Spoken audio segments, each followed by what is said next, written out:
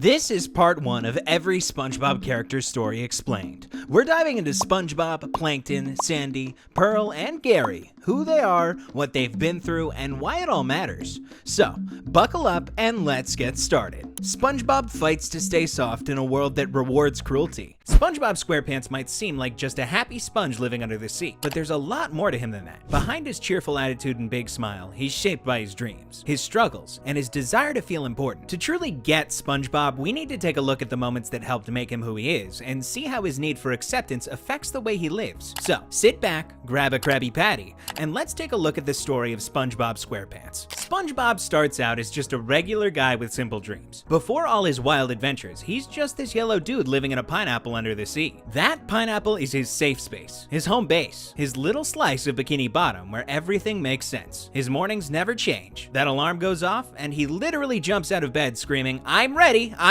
at the top of his lungs. He brushes those square teeth, feeds Gary, waves at Squidward, who obviously never waves back, and heads to the Krusty Krab. Or, if it's his day off, he's grabbing his jellyfishing net and running off with Patrick. But we don't really see what's going on inside until that season 2 episode, Procrastination. Remember that one? SpongeBob gets this super basic essay assignment, and he completely falls apart. He can't start writing until everything's perfect. His pencil's lined up, his desk at the right angle, the lighting just so. As the night drags on, he'll do literally anything except write that essay. He ends up staring at the wall, talking to his furniture, even cleaning his whole house. By sunrise, he's having actual hallucinations. This isn't just a sponge avoiding homework. It's someone crushed by the pressure to be perfect. If he can't be amazing at something right away, he'd rather not even try. That whole cheerful routine he sticks to is basically his armor. You see it again in Big Pink Loser, when Patrick gets that trophy by mistake. Patrick starts copying everything SpongeBob does. His walk, the way he breathes, how he works. But when Patrick crashes and burns trying to keep up with the Krusty Krab, SpongeBob doesn't slow down to help. He speeds up. He starts working twice as hard, cleaning faster, stacking higher. It's like watching someone whose entire identity is wrapped up in being the hardest worker in the room. SpongeBob isn't just doing his job well because he cares. He's terrified of what happens if he's not exceptional. If he's not the best fry cook in Bikini Bottom, then who exactly is he? And then there's Ripped Pants. Man, that episode hits different when you really think about it. SpongeBob accidentally rips his pants at Goo Lagoon, and everybody laughs. For maybe the first time, he feels like the center of attention in a good way. So he keeps doing it again and again, harder and harder, until finally nobody's laughing anymore. And he's just standing there alone. For a split second, we see a SpongeBob who's desperate to matter to other people. That constant energy, that over-the-top cheer, it's not just him being happy, it's him trying to prove he's enough. These episodes quietly build a picture of who SpongeBob really is when nothing's going wrong. On the surface, he's the same. Upbeat, hardworking, endlessly generous, but look closer and you'll notice the cracks. He's wildly insecure, obsessed with keeping things just right, and deeply tied to how others see him. His world doesn't run on luck, it runs on control. The routines, the positivity, the constant hustle. It's not just who he is, it's what he uses to keep everything from falling apart. At this point in his story, everything seems solid. The pineapple's still standing, the Krusty Krab is open for business. Patrick's always ready to go jellyfishing, and Squidward's still annoyed by all of it. Beneath it all, SpongeBob's entire identity relies on a fragile system, and it won't take much to tear it down. Something's gotta give, and when it does, we'll find out what really happens when being cheerful and helpful just isn't enough anymore. SpongeBob's life starts off simple. Same routine, same friends, same pineapple under the sea. But that all shifts in Help Wanted, when he finally goes for the fry cook job he's been dreaming about. Squidward and Mr. Krabs thinks he's a joke, until he saves the day with a miracle spatula and feeds a mob of anchovies like it's nothing. He gets the job. It's his first big win, but it's only the beginning. And hey, if you're into character breakdowns like this, make sure to hit that subscribe button. We've got plenty more deep dives into your favorite animated icons coming up, and trust me, you won't want to miss them. Every hero has that moment when life kicks down their door and forces them to step up. For SpongeBob, it all starts with a Help Wanted sign and a hungry mob of anchovies. Right from episode 1, we see him standing at the edge of something huge. He's practiced fake interviews in the mirror so many times it's almost sad. He finally works up the nerve to apply. Patrick yells encouraging words from a distance, and SpongeBob heads to the Krusty Krab, shaking with excitement and nerves. Then, reality smacks him in the face. Squidward and Mr. Krabs laugh him off before he can even speak. They send him on a wild goose chase for some made-up kitchen tool, a hydrodynamic spatula with port and starboard attachments and turbo drive. They think he'll give up and walk away discouraged. Most people would give up. SpongeBob just smiles and runs off, shouting, I'm ready. Then comes the flood. Hundreds of hungry anchovies flood the Krusty Krab, their orders coming in all at once, overwhelming the place. Squidward starts to panic, while Mr. Krab sees a chance to make money, but can't keep up with the orders. And then, SpongeBob rushes in. He's got the spatula, the actual, impossible spatula they joked about, chrome-plated, turbocharged, like he found it straight out of a kitchenware catalog. Without hesitation, he jumps behind the grill and gets to work. His hands move so fast, they're a blur. Patties sizzle and fly through the air, perfectly cooked. The anchovies get their orders, and Mr. Krabs hires him right then and there. Just like that, the nobody becomes somebody. This matters because it shows SpongeBob's true strength. When people turn him away, he doesn't give up. He gives it his all. When the world laughs at him, he just pours more energy into it until things start going his way. But here's what he doesn't realize. Getting the job was the easy part. The Krusty Krab isn't just a restaurant. It's the arena where he'll face everything hard about growing up. And Squidward and Mr. Krabs are more than just co-workers. They're living examples of what happens when you let greed take over. SpongeBob walks out of the kitchen grinning from ear to ear, proud of himself. What he doesn't know, and what he can already feel, is that this is just the start. There'll be rough days, mess-ups, moments where his usual "I'm ready" won't fix everything. Because chasing a dream feels one way. Living inside it feels completely different. But for now, none of that matters. He's got the job, the spatula, and the biggest smile in Bikini Bottom. His real journey is still to come. After landing the job at the Krusty Krab, SpongeBob thinks he's ready for anything. But the reality of the job brings a new challenge, stepping out of his comfort zone. The chaos of the restaurant is just the start. He'll have to face what it really means to grow up and find his place in this new world. Most heroes don't jump into change right away. There's almost always that moment where they pause, where staying in their normal, familiar life feels easier than stepping into something new. For SpongeBob, it's not some big dramatic moment where he flat out says no. It's smaller than that. It's in the way he stalls, tries too hard, or avoids stuff that makes him feel unsure. And one of the best places we see that is when he's trying to drive a boat. In Bumper to Bumper, Mrs. Puff gives SpongeBob one final shot at his boating exam after he's failed who knows how many times. She tries something completely different, letting him drive without instructions, rules, or pressure. It's her last-ditch effort to help SpongeBob pass. This is his golden opportunity to finally prove himself. And then he freezes up again.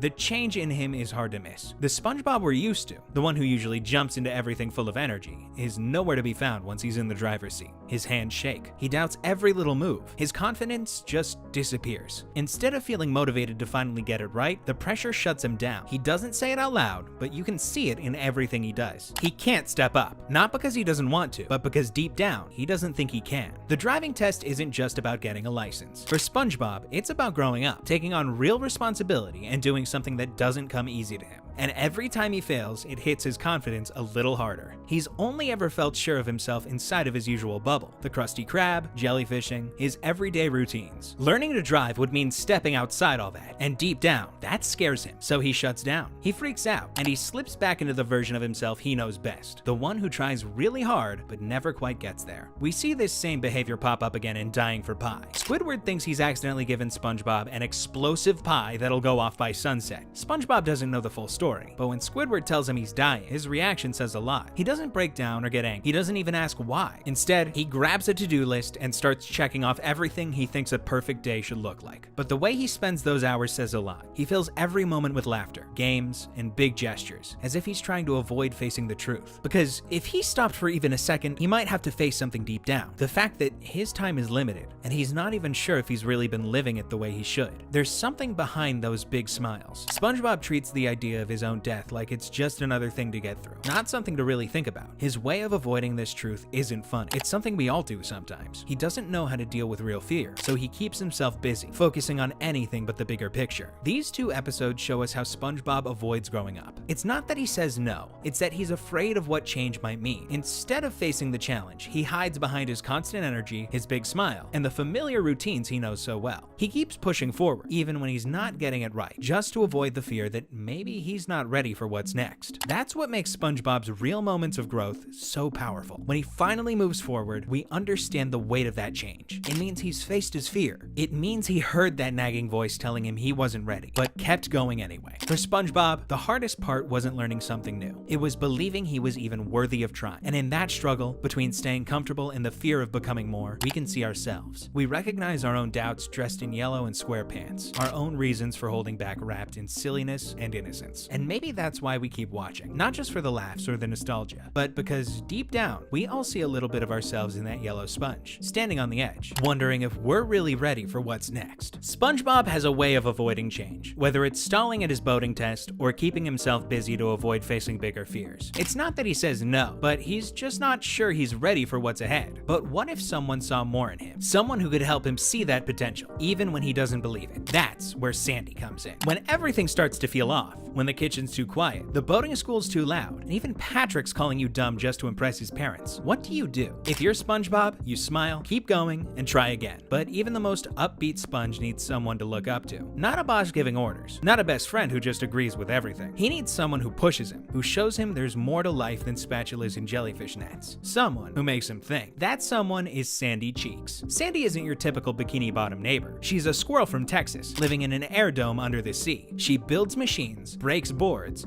and solves problems without breaking a sweat. SpongeBob, on the other hand, gets excited about everything. He acts on impulse, dives in headfirst. Sandy takes a step back and figures things out. They don't approach life the same way, but that's what makes their friendship work. Their first real moment together comes early in season 1, episode 2, titled Tea at the Tree Dome. It's awkward. SpongeBob wants to make a good impression, so he fakes it, pretends he doesn't need water. He's sweating buckets, gasping for air, but still smiling through the pain because asking for help feels like failure. When he finally passes out, it's not just because he's out of air. He's embarrassed. He didn't want to look weak, but Sandy doesn't laugh. She helps him, and more importantly, she doesn't make a big deal out of it. That small moment shows how their friendship works. She's not trying to boost his confidence or tell him what he wants to hear. She sees who he is underneath all the chaos and chooses to stay. From then on, Sandy's one of the few people SpongeBob really pays attention to. Patrick cheers him on no matter what. Squidward barely tolerates his existence. Mr. Krabs sees him as labor. But Sandy respects him. She believes he can do better and expects him to try.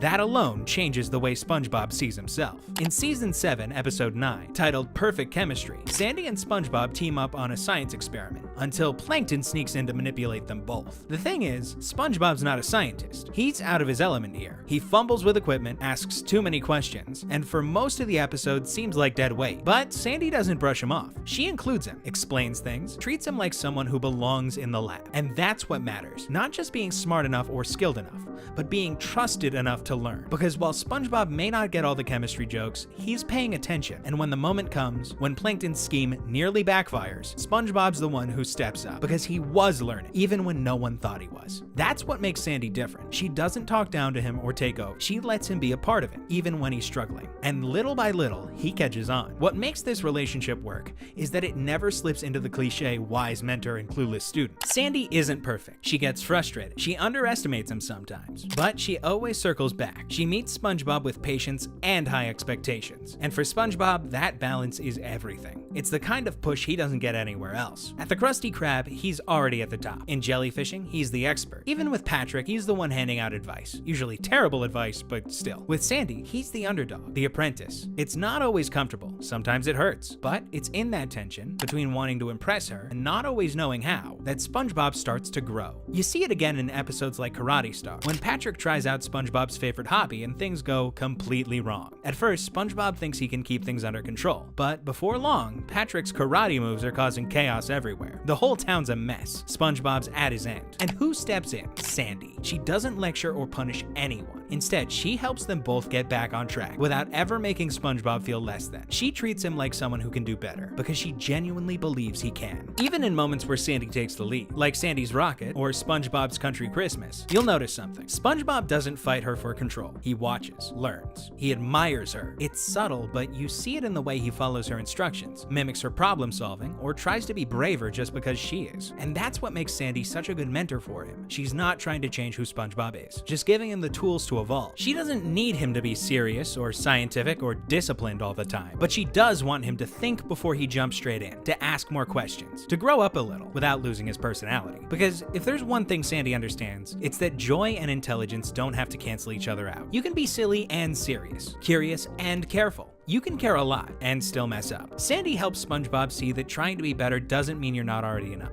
That mistakes are just part of the process. That failure doesn't define you. It just redirects you. And SpongeBob, for all his clumsiness and missteps, listens. Not always right away, not without hesitation, but he listens because somewhere inside, he knows he's not done growing. Not even close. Sandy doesn't give him the answers. She gives him the space to figure them out, and that's how real mentorship is done. Sandy Cheeks helps SpongeBob learn to think before act, showing him there's more to life than just having fun. But when Mr. Krabs doesn't believe in him and promotes Squidward instead of SpongeBob, SpongeBob has to decide whether to stay in his safe world or take a chance. When Mr. Krabs is in trouble, SpongeBob chooses to leave Bikini Bottom and face the unknown. If you're enjoying this, give it a quick like and maybe subscribe. Helps a ton. SpongeBob's comfortable world was perfectly arranged. His pineapple house, his beloved fry-cook job, jellyfishing with Patrick, and Squidward's predictable insults. For him, routine wasn't a prison, but a safe haven. Everything shifts in the SpongeBob SquarePants movie when Mr. Krab passes him over for a promotion, calling him just a kid. It cuts deeper than any rejection before. For once, SpongeBob actually believes it. You hear it in his defeated voice, see it in the lonely ice cream binge that follows. Then, King Neptune's crown goes missing, and Mr. Krabs' life is on the line. And suddenly, SpongeBob has a choice. Stay in his small, safe world where no one expects much from him, or step outside everything he knows. He chooses to leave, and nothing is the same after that. Out there, things get real. Just actual danger. Bikers who want them gone, a deep, creepy pit full of who knows what, and someone chasing them every step of the way. SpongeBob starts to lose faith in himself more than once, but the important part, he keeps going. This journey isn't just about physical distance. It's about leaving behind the old SpongeBob, the one who laughed off every failure without questioning his path. By the time they reach Shell City and nearly die under the heat lamp, that version of him is gone. They don't win because SpongeBob suddenly gets stronger or smarter. They win because he finally owns who he is. Goofy, emotional, a little out there. And instead of hiding that, he lets it out. That's what gets them through. When he gets back home after saving Mr. Krabs and dealing with Neptune, something's just different. The pineapple doesn't feel as big. The Krusty Krab isn't quite the same. He's still SpongeBob, still loud, still ridiculous, but now he knows he can handle more than he thought. And in later episodes, you can tell. He starts facing things with a little more calm, a little more confidence. After everything SpongeBob goes through, you really see the change in him. When Gary runs away and Have You Seen This Snail, it's not just a little sadness. It hits him hard. You can tell it's deeper than before. He's feeling real pain, the kind that makes him realize what it means to lose something important. It's the kind of loss that sticks with you and changes how you see the world. In Atlantis SquarePantis, SpongeBob steps up without hesitation when his friends are exploring the ancient city. He's not second-guessing himself or waiting for someone else to take charge. This is a SpongeBob who's been through some real challenges and come out stronger. He's got the confidence now, even if he doesn't always see it in himself. What makes this change so powerful is how it sticks with him. Unlike a lot of cartoon characters who go back to square one after each episode,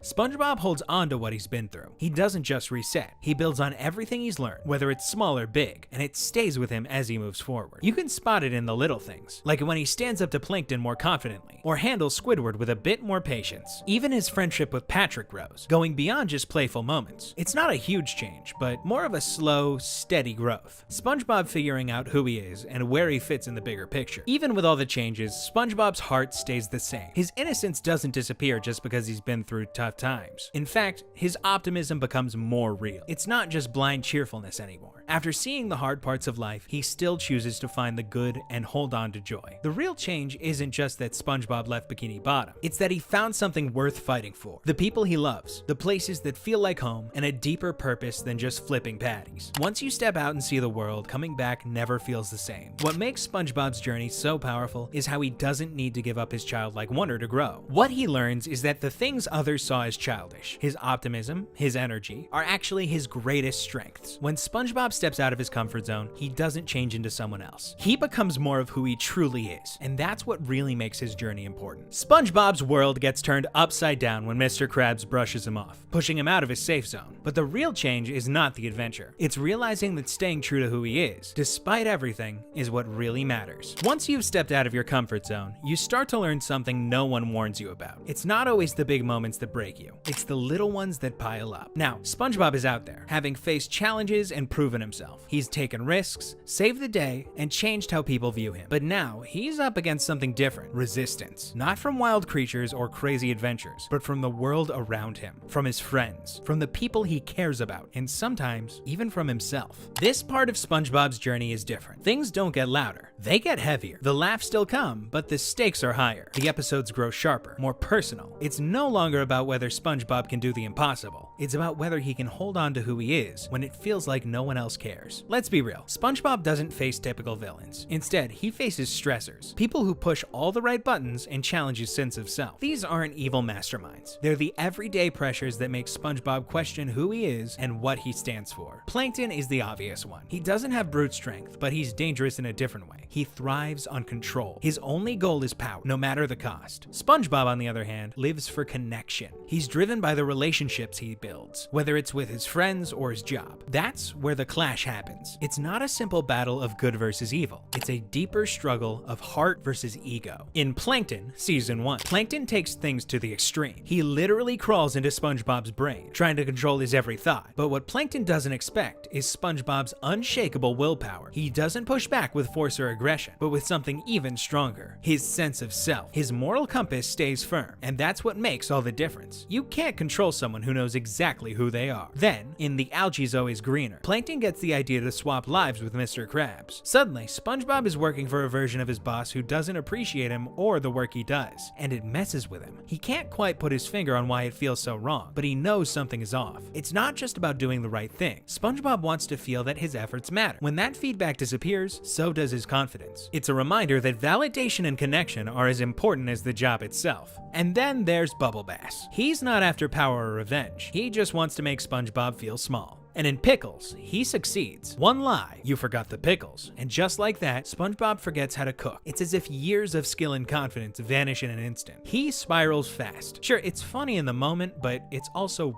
painfully real. Because sometimes, all it takes is one comment to shake you down to your core, to make you doubt everything you thought you were good at. And that's the real challenge. SpongeBob isn't just up against villains or danger. He's up against something much harder: doubt. It's not the kind of battle you can fight off with a spatula or a jellyfishing net. It's a quiet, creeping force that makes him question everything he's capable of. But here's the thing, he's not alone in this. That's why he keeps going. Without his friends, he wouldn't make it through. They're his anchor, even when the world around him gets cloudy. Patrick might not have all the answers, or be the most helpful in the traditional sense, but one thing he always does is show up, every single time. When SpongeBob is at his lowest, Patrick is just there, and sometimes that's all it takes. Take Rock Bottom, for example. SpongeBob is lost, confused, and about to give up, but then, out of nowhere, Patrick appears. It's not a grand solution, no big revelation, but for that brief moment, things feel a little lighter. Patrick doesn't fix the mess. He doesn't need to. He simply reminds SpongeBob that he's not alone, that there's still someone in his corner, and sometimes that's enough. Gary doesn't say a word, but he doesn't need to. He's the quiet support in SpongeBob's life, always there to keep things steady. In Have You Seen This Snail, when Gary leaves, SpongeBob falls apart. It's not a big meltdown, but you can tell something's wrong. Slowly, he starts to shut down. This is one of the few times we really see SpongeBob struggle. It's because Gary isn't just a pet. He's the one thing that keeps SpongeBob feeling stable. Without Gary, everything feels off. It shows us that even though SpongeBob is always full of energy, he's not invincible. Losing Gary makes him realize that he has his limits too. Sandy's role has changed. She's no longer just SpongeBob's mentor. Now, she challenges him. In Pressure, when she argues with the group about land creatures versus sea creatures, she doesn't hold back. She expects SpongeBob to stick up for himself. When he doesn't, she lets him make mistakes. But that's the whole point. Sandy's not trying to make things easier for him. She wants him to get stronger. Then there's Squidward. He's the one who won't admit he cares, but still sticks around. In Band Geeks, when Squidward needs help, SpongeBob doesn't hesitate. And for once, Squidward actually acknowledges his effort. Even a tiny bit of praise from Squidward means more to SpongeBob than 100 compliments from anyone else. Because deep down, SpongeBob just wants to be respected, even by those who act like they don't care. Here's the tough part. SpongeBob's world doesn't always reward him for being kind. He gets embarrassed, laughed at, and taken advantage of.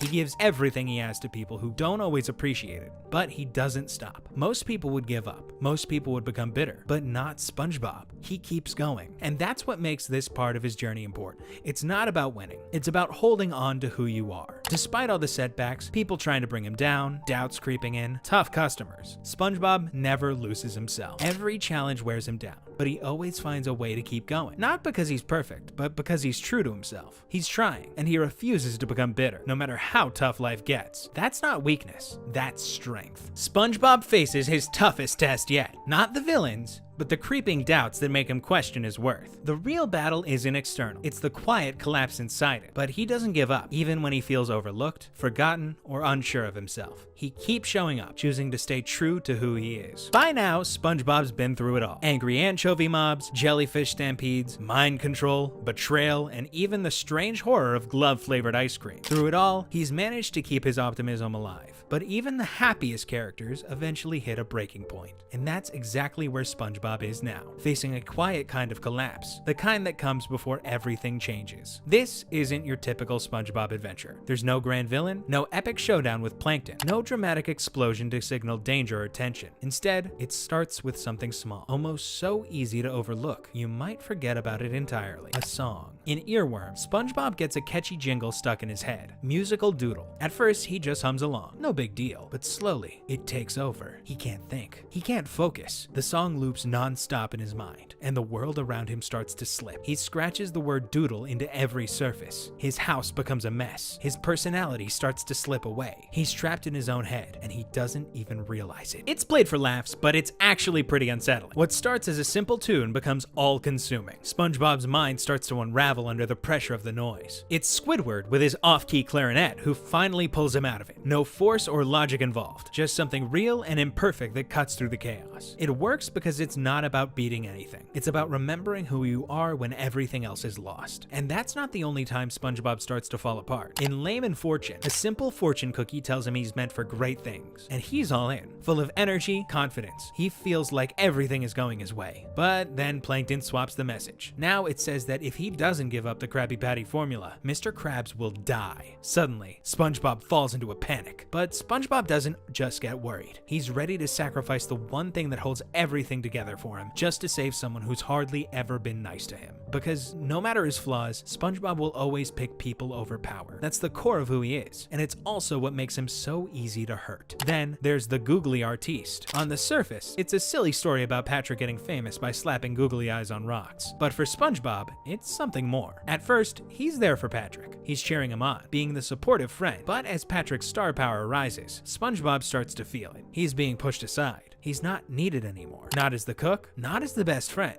and not even as the guy who makes everyone laugh. And that stings. It's a reminder that sometimes the people you care about move on without meaning to, or even realizing it. Everyone starts giving Patrick the attention. Even Mr. Krabs forgets about SpongeBob. And instead of acting out or demanding the spotlight, SpongeBob just steps back quietly. He tries to be useful, but the pain is there. It's not anger, it's being overlooked. He's still around, but no one notices him. That's the turning point. SpongeBob's always been the one to shake off setbacks, whether it's a failed boating test or some other embarrassing moment. But this time, something's different. He's not just dealing with a mistake, he's realizing the world is moving on without him. There's no explosion, no shouting, just a quiet, painful realization. For someone like SpongeBob, whose whole life is about connecting with others, that silence is hard to bear. These aren't challenges he can just solve with a spatula. They're quiet, growing doubts. Does he still matter? Is being kind enough? What happens when his best isn't enough for the people around him anymore? This is the cave. Not a physical place, but somewhere inside him. It's the spot where the doubts settle in, where the confidence he's always had starts to feel shaky. But here's the thing that matters. He doesn't quit. Even when he's at his lowest, when his thoughts turn against him, when the people he cares about forget him, and when everything tells him to pull away, he doesn't lose who he is. He doubts, he hurts, he pulls back, but he doesn't stop trying. That's the heart of SpongeBob's story. His biggest battle wasn't with anyone else. It was with himself. It's about staying soft in a world that rewards toughness, staying kind when things get tough, staying true to himself, even when he feels impossible or when he wonders if it's enough. This part of the journey isn't loud. It's quiet, reflective, messy, but it's the one that matters the most. It shows us a side of the hero we usually skip over, the exhaustion before the next big push, the place where who you are is tested, not by anyone else, but by the feeling that maybe something's missing. And SpongeBob, he doesn't come out of this slump with a big speech or a flashy moment. He does it by getting back up, by going back to work, by just showing up. Maybe real strength isn't about never breaking. Maybe it's about learning how to pull yourself back together, little by little, one day at a time. SpongeBob's biggest challenge isn't a villain. It's the quiet doubts that start to shake his confidence. What happens when he starts questioning his place in the world? SpongeBob has been through a lot. He's had his brain hijacked, lost his best friend, been emotionally sidelined, forgotten, and ignored. Despite all this, he's always kept going. He's driven by his routine, a glimmer of hope, and the belief that if he tries hard enough, everything will work out in the end. In the SpongeBob movie, Sponge Out of Water, the bottom drops out, for real this time. It begins with that familiar sense of everything being in place. The Krusty Krab is doing well. SpongeBob's in the kitchen, flipping Krabby Patties with a sense of purpose. He's not just going through the motions anymore. He's running the show. For once, he feels like he's in control. Like everything he's worked for has finally clicked into place. He's earned this spot. And for the first time, his role at the Krusty Krab feels like it truly defines who he is. Then, without warning, the formula disappears. Not lost, stolen. And just like that, everything SpongeBob has worked for comes crashing down. Mr. Krabs immediately points his finger at Plankton. The argument turns heated. SpongeBob tries to step in, tries to calm things down, but no one listens. It's the same as always. When it really matters, no one listens. His voice of reason is ignored. His attempts at kindness are mocked. SpongeBob watches as the world he loves falls apart, and for once, there's no one on his side. This isn't just about a recipe anymore. It's about everything losing its meaning. SpongeBob realizes that all his effort, his joy, his loyalty, his belief in people might not be enough to fix anything. And still, he doesn't give up. Instead, he does the unthinkable. He teams up with Plankton. Not out of trust, but out of necessity. No one else will help. Even with every reason to hate Plankton, SpongeBob still sees something in him. A little bit of potential, a reason to believe. Together, they build a time machine. Yes, a real time machine. They break all the rules, trying to save a town that doesn't even want them anymore. Their journey is full of wild moments. Time travel, pirates, superheroes, and things getting way out of hand. But what matters isn't all the craziness. It's what SpongeBob doesn't do. SpongeBob never thinks about getting back at anyone. He doesn't care about getting credit. All he wants is to fix what's falling apart. Even when he's given the power to change everything, he doesn't use it to control or conquer. He uses it to heal, to restore what's been broken. That's the real challenge for him. Despite the rising chaos and the crazy odds, SpongeBob stays true to who he is. He doesn't let go of his heart, even when everything is crumbling around him. This is the moment when everything falls apart. SpongeBob has tried everything, given it his all, and still, it feels like he's come up short. At this point, most heroes would be ready to quit, but not SpongeBob. Instead of giving into pressure, he does the unexpected. He sings. Not some epic chant, but a goofy, off-key Goofy Goober song. When the world seems to be falling apart, he holds on to what makes him who he is. His soft, silly side. The part of him that never gives up, no matter how impossible things seem. SpongeBob's way of being himself cuts through the mess of chaos and selfishness. He reminds everyone of who they were before things fell apart. In the end, it's not powers or his plans that saved Bikini Bottom. It's that SpongeBob refused to change, even when the world was falling apart. That's the real test. It's not just about fighting back or winning. It's about holding on to what makes you who you are, even when everything is pushing you to be something else. It's about believing in the good, even when it feels impossible. And maybe, just maybe, that's the most powerful thing SpongeBob has ever done. What SpongeBob is really fighting to save isn't the formula. It's faith. Faith in people, in community, and in the belief that kindness can still survive when everything else falls apart. Most of us wouldn't last a day in a world like that. SpongeBob, however, manages to hold on long enough to make a difference. And that's the true test. SpongeBob's faced countless setbacks. But what happens when everything he's worked for crumbles? You'd think that after everything SpongeBob's been through, facing the end of the world, teaming up with his worst enemy, and saving Bikini Bottom from chaos, there'd be some reward. Maybe a statue, a parade, or a giant golden spatula in his honor. But that's not how SpongeBob's world works. Instead of a grand celebration, life just goes back to normal. Mr. Krabs is still as cheap as ever, Squidward is just as annoyed, and the fryer's still running. SpongeBob's not the same after everything he's been through. He doesn't need a reward or applause to know his worth. The adventure might be over, but what stays with him is the quiet realization that he's enough.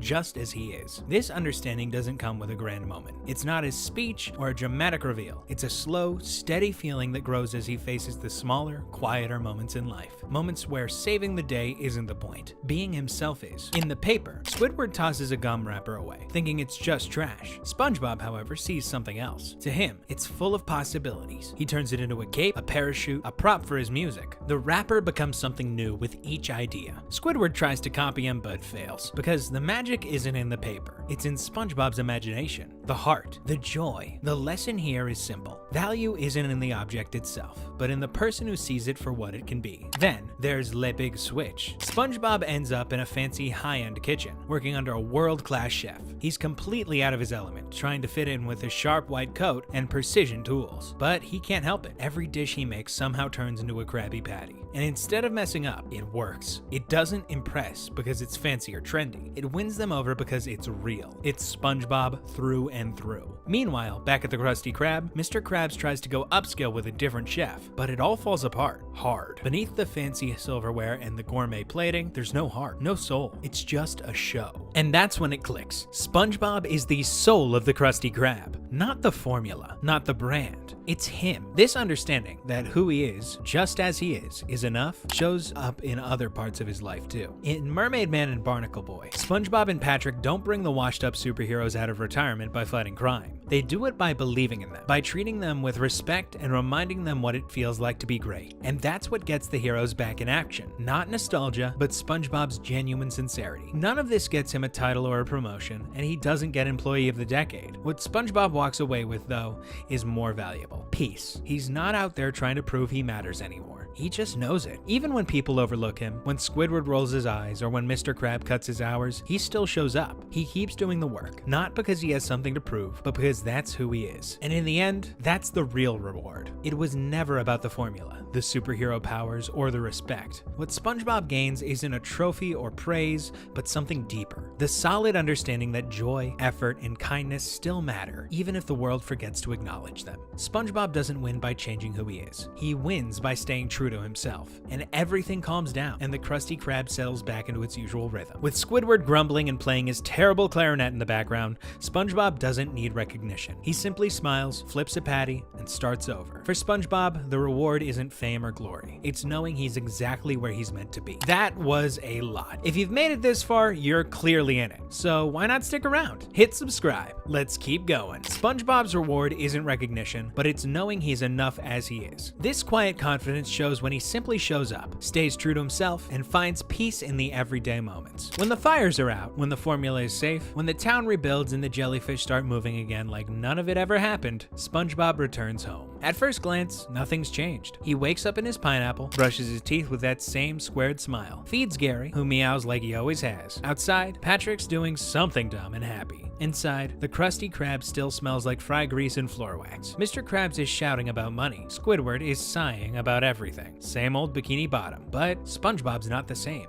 He doesn't walk in like a hero. There's no parade. No one mentions the journey. No one really knows what he went through. And that's kind of the point. Here's the truth nobody wants to admit. Coming back is harder than leaving. You've changed. They haven't. And now what? Think about it. SpongeBob saved the secret formula, stopped Plankton's most diabolical plan yet, and maybe even learned something about himself along the way. But Monday morning, he's still flipping patties. This is where stories get real. SpongeBob has to make one last choice that proves everything wasn't for nothing. Bikini Bottom tries to pull him back to who he used to be, but he can't go back. Not really. And that's the whole point. The clash between the old SpongeBob and who he's become creates the real drama. It's not the jellyfish nets or robot clones he's fought that matter. It's whether he can bring his new self home without losing what makes him SpongeBob. SpongeBob didn't risk everything for a pat on the back. He's jumped into that mess because nobody else would. When Bikini Bottom was falling to pieces, he was the last sucker still believing things could get fixed. That same fire still burns in him, but it's gone from a wild flame to a steady heat. He still flips those damn patties, still drives Squidward crazy, still chases jellyfish with Patrick, but watch him closely and you'll spot something different, kind of calm that wasn't there before. The way he stands a little straighter, the way small problems roll off him now. He used to scramble around trying to prove he mattered. Now, he just does what needs doing. You see it when Sandy's latest invention explodes, when Mr. Krabs has the 15th money meltdown of the day, when Plankton tries the same tired scheme for the 100th time. Where old SpongeBob might have freaked out, this SpongeBob just handles it. Take that episode SB129. You know, that weird one where Squidward gets tossed through time and ends up stuck in the future, then the past, then basically nowhere at all. SpongeBob shows up in every timeline, still his same goofy self. But now, that hits different. SpongeBob isn't just some clueless idiot with a smile plastered on his face. He's dug his heels into that happiness and planted a damn flag there. Throw him in the Stone Age or some chrome-plated future, doesn't matter. He's still finding ways to laugh while Squidward's losing his mind. Because SpongeBob figured out what matters, not trying to control the chaos, but swimming right in the middle of it. That's his real superpower now. Not the spatula skills or the bubble blowing. It's how he can stand in complete madness and still find something worth smiling about. While everyone else is falling apart, he's just there, present, ready, and somehow making it all seem like it might just work out after all. Back at the Krusty Krab, nothing major changes. SpongeBob doesn't ask for a raise. He doesn't demand recognition. He shows up, like always, on time, apron ironed, spatula polished. But the way he moves is different. He isn't desperate for approval anymore. He knows he belongs. And when things go wrong, he handles it with the kind of calm that only comes from having been through worse. Look, we all know this feeling, right? That moment when you come out the other side of something tough and suddenly the small stuff just doesn't hit the same way. You're still you, but with deeper roots. That's SpongeBob now.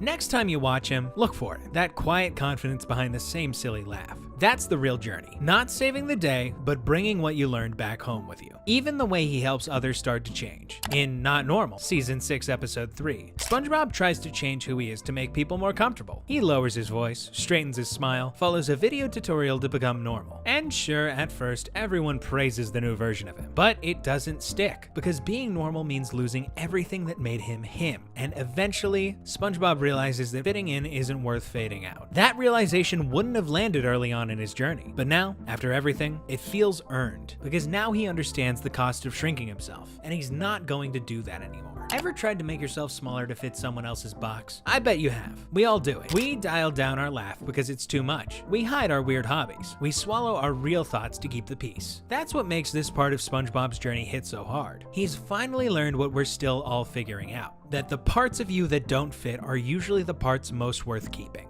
So yeah, he's back in Bikini Bottom. Same pineapple, same job. But this isn't just SpongeBob returning to his old life. This is SpongeBob bringing something back with him. A backbone, a boundary, a better understanding of why he does what he does. And honestly, that's the whole point of leaving in the first place. SpongeBob is making sure that no matter how weird or wild the world gets, there's at least one place where joy still lives. And that place, more often than not, starts with him. You've seen this person in your own life. The one who shows up, the one who keeps things running not because they have to, but because they understand what's at stake if nobody does. They don't wear capes, they wear aprons, name tags, work boots. That's our SpongeBob now. Not a hero because he saved the day once, but because he keeps saving it, quietly, every single day after. SpongeBob comes back home a little different, more calm and confident. When trouble hits, he steps up, not for recognition, but because it's the right thing to do. His real strength comes from staying true to himself, no matter what's going on around him. There's a calm that settles in once you've proven yourself not just capable, but constant. SpongeBob returns with that calm. His apron fits different now. His smile is quieter but no less bright. The world spins as it always has,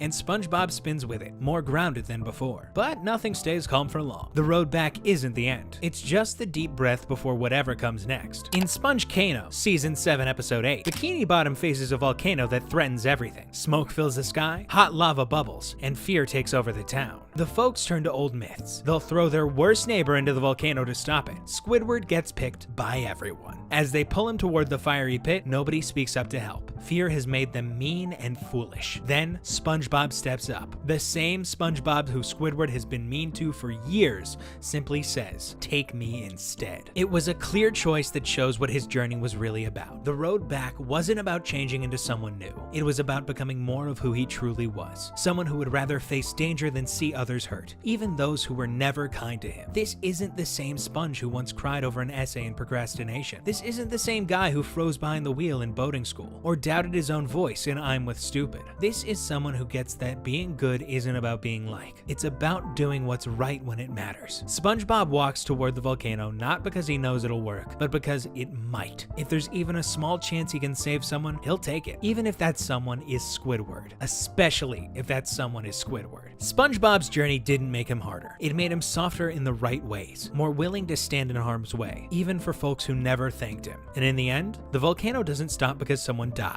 It settles because someone steps up. Because sometimes kindness has power, even things that make no sense. That's the final test on the road back. Not to fight, not to win, but to offer yourself without knowing what you'll get in return. And it doesn't end with big explosions or cheers. It ends with SpongeBob back at the Krusty Krab, back to the grill, back to Squidward's eye rolls and Patrick's bear hugs and Mr. Krabs counting pennies. But now, he carries something inside him that can't be shaken. He knows who he is. He's the guy who stepped up, who took the risk, who kept going, not to be called a hero, but because someone had to. That quiet strength, that's what the road back is all about. Not coming home to praise, but coming home changed, ready for whatever comes next. Not lifting anchors or building time machines, but standing tall when no one else will. Look, SpongeBob's story isn't about some magical hero's journey. Strip away the underwater nonsense, and it's about someone who refuses to become a jerk in a world that rewards jerks. His kindness isn't cute, it's radical. It comes with a price tag, and he pays it without complaining. That's who walks away from that damn volcano. Not a saint, not a superhero. Just someone who finally put his money where his mouth is. So yeah, he's earned every stupid laugh track, every ridiculous song, every moment of joy that follows. Because in a world that begs you to toughen up, to look out for number one, to step on others before they step on you, he stayed soft. And that's not weakness. That's the hardest thing there is. If you're liking this video so far, then don't forget to hit the like button. It really helps. SpongeBob comes back home. And at first, everything seems the same. His pineapple, his job, his friends. But he's different now. He's not trying to prove anything, just showing up with a quiet confidence. Life's still chaotic, but he's learned to face it with calm and kindness, even when the world around him hasn't changed. SpongeBob doesn't end his story with a throne, or a treasure, or a statue carved in his image. He ends it back where it all began. Let's be honest, that's not how heroes are supposed to finish, right? We expect medals, glory, maybe a spin-off series about their amazing adventures. Instead, he's in his pineapple, watering plants that don't need it. He's at the same dead-end job, flipping the same baddies. He's chasing jellyfish with the same clueless pink starfish. Nothing looks different, but everything is. Because after all the chaos, the near deaths, the betrayals, the town turning on itself, SpongeBob came back with something no formula could create. Not fame, not power, just a quiet understanding of his own worth. And isn't that the point? The road back was never about coming home to fanfare. It was about coming home to yourself. The kind that doesn't need recognition, that doesn't care if Squidward still rolls his eyes, or if Mr. Krabs still underpays him, or if Patrick thinks mayonnaise is an instrument. Band Geeks, Season 2, Episode 15. Let's cut the crap about Band Geeks. Squidward gets his shot at fame, stuck with idiots who can't tell a trumpet from a toaster. But SpongeBob doesn't bail. He gets everyone practicing while Squidward's busy feeling sorry for himself. When showtimes hits, they nail it. Not because Squidward deserved it, but because SpongeBob refused to let someone else's dream die. That wasn't charity, that was character, even before life kicked him around. Now he's back at the same crappy job, same annoying neighbors, same routine, but different inside. Tested,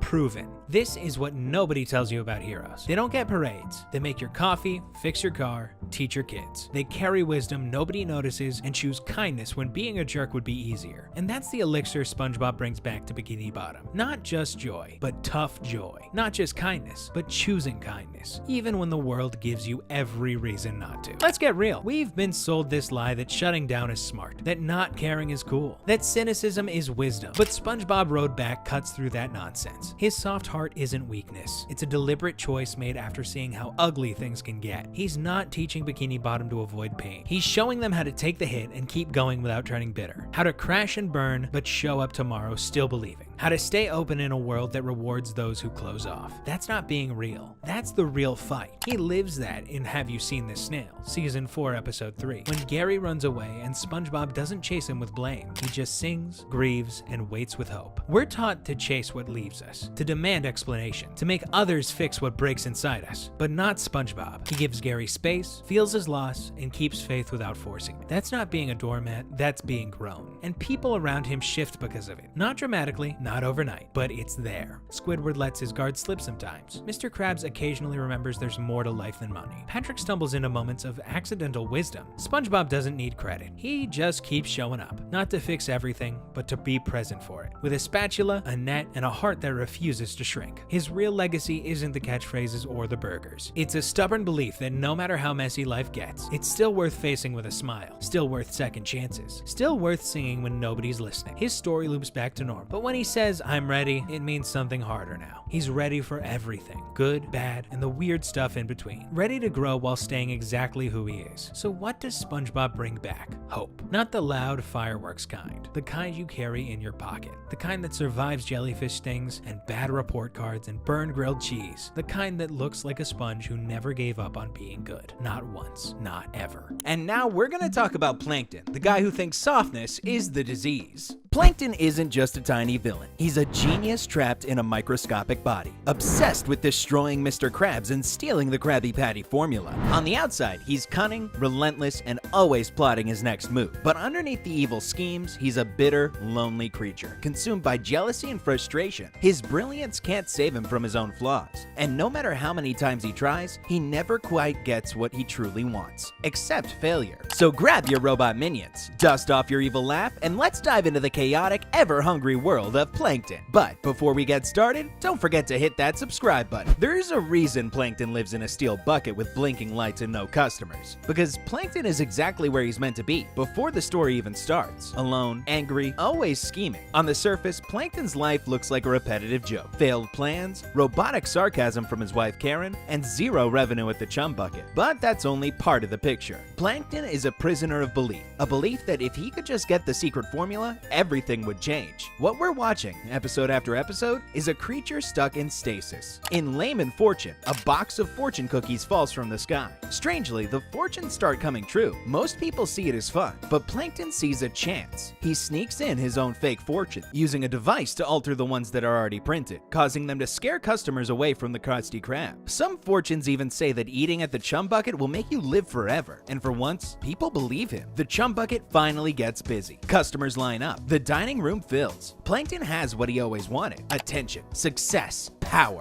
But instead of enjoying it, he just stands there, watching it all like someone who doesn't trust what he's seeing. It's like he's waiting for someone to take it all away, and they do. The lie falls apart. The customers leave. The plan fails. And by the end of the episode, Plankton is stuck inside a fortune cookie, almost eaten in a Chinese restaurant. But for him, this isn't new. It's just another failed plan. Another small rise followed by the usual fall. Plankton's life is full of these moments. Quick wins, fast losses, then back to square one. In a strange way, he's used to it. He may not like losing, but at least he knows how it works. It's what he's practiced the most. In perfect chemistry, Plankton steps out of his usual routine for a short time. He works with Sandy on a science project, and for once, things feel different. She listens to him. She laughs at his jokes. She even calls him smart, and not in a mean way, but like she actually means it. For a moment, Plankton feels like he's respected, and it's a new experience. But it doesn't last. The longer he's treated like an equal, the more uncomfortable he becomes. Slowly, he starts slipping back into old habits. He begins plotting again because he feels that being treated with respect and being kind to others doesn't feel right to him. He's so used to being a villain that the idea of change makes him uneasy. So, just when things could have gone right, he ruins it. He locks Sandy and SpongeBob in a cage and tries to steal the formula again, as if he needs to prove, even to himself, that he hasn't really changed. By the time we see him in There Will Be Grease, there's a small sign of hope. A strange chemical accident connects his restaurant to the Krusty Krab and creates a new kind of grease that people actually want. Instead of stealing or tricking anyone, Plankton reluctantly agrees to work with Mr. Krabs. They create a product together,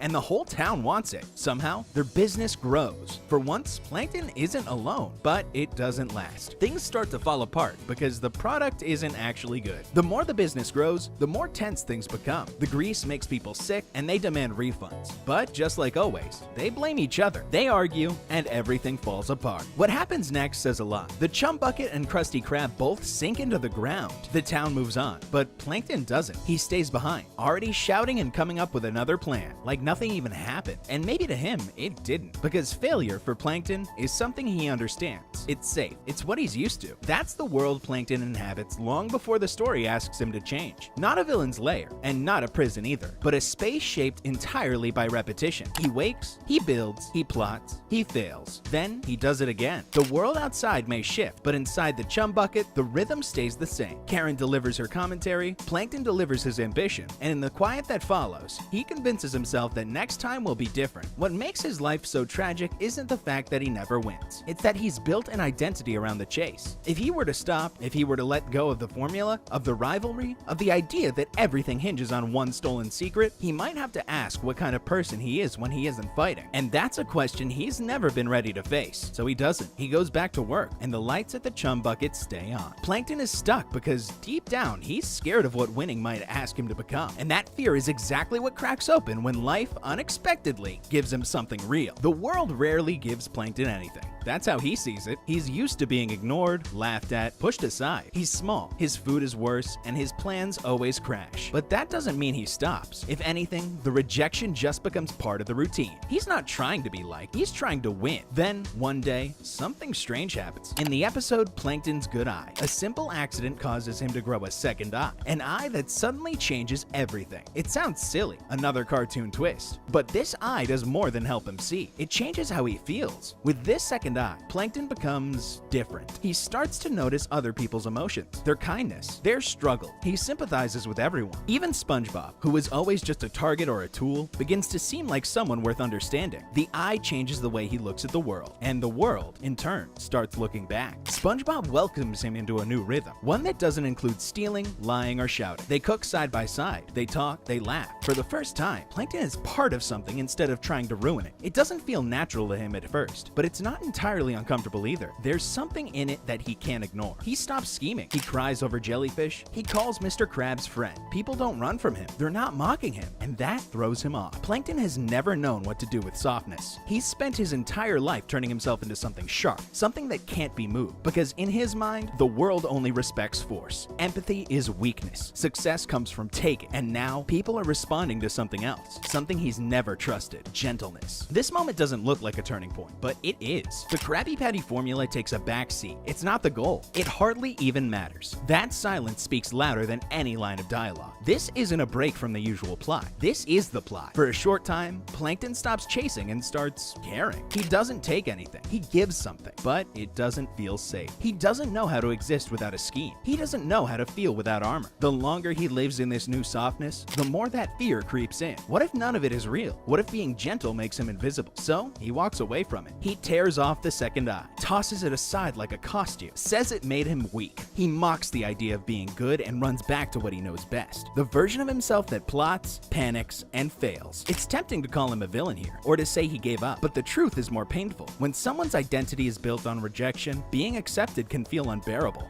When you've only known walls, an open door feels like a trick. Plankton was offered something rare, not just friendship, but a new path. Not by SpongeBob, not even by the town, but by life itself. It gave him a glimpse of who he could be, and he turned away, simply because he didn't think he deserved it. That's the moment everything quietly shifts. The world made space for him, and he flinched. He went back to his loop, but now something has changed. He can't unsee it. He may return to his old ways, for now, but the memory is planted. The possibility has been shown. He's no longer just fighting crabs or chasing a recipe. Somewhere deep down, he's starting to wonder if there's another version of himself that doesn't need to chase at all. And once that thought exists, even in someone like Plankton, the story has already begun. Plankton rejected the kindness because it threatened everything he built to survive. And that same threat is exactly what drives him to run the moment real change becomes possible. Hey, don't forget to hit that subscribe button. Now, let's get back to the video. Plankton doesn't fear defeat. He fears not knowing who he is without it. There's a certain way Plankton expects people to treat him. Suspicion, fear, disgust. That's the script he's written for everyone around. It gives his life structure. If they hate him, then he knows where he stands. If they fight him, then he has a purpose. If they laugh, at least it means they're paying attention. So, when something interrupts it, even something gentle, it doesn't feel like hope. It feels like danger. In Fun,